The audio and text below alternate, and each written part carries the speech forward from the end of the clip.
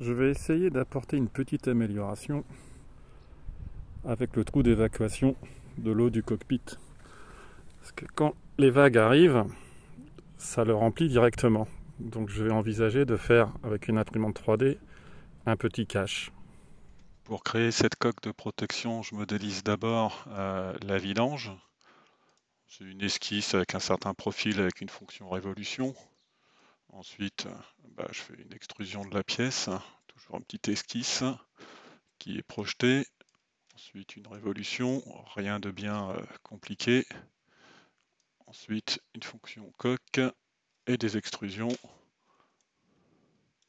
Si on supprime la visualisation, la vidange, on voit la pièce finale qu'on va exporter au format STL. Pour réaliser la pièce avec l'imprimante 3D, rien de bien compliqué non plus, on charge le fichier STL précédemment créé.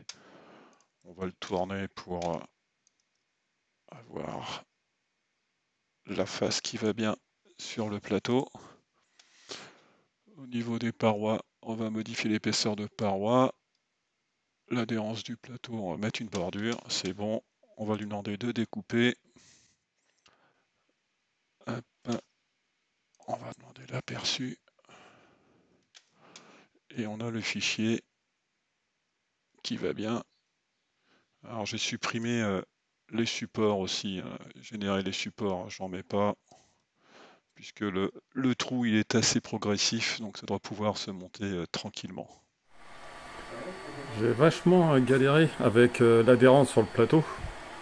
Donc du coup j'ai utilisé du scotch double face là, de chez Action. Et ça va très bien du premier coup.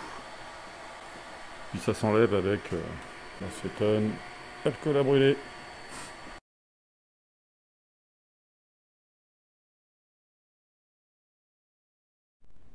Alors j'ai essayé de napper au gel coat. Alors autant que le premier ça va encore, que le deuxième, à mon avis, l'acétone pour diluer s'est fait la malle entre temps et du coup c'est plus très fluide.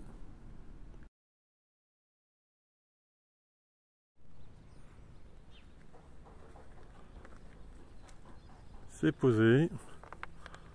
Le gel coat est pas top top, mais bon, ça devrait faire l'affaire.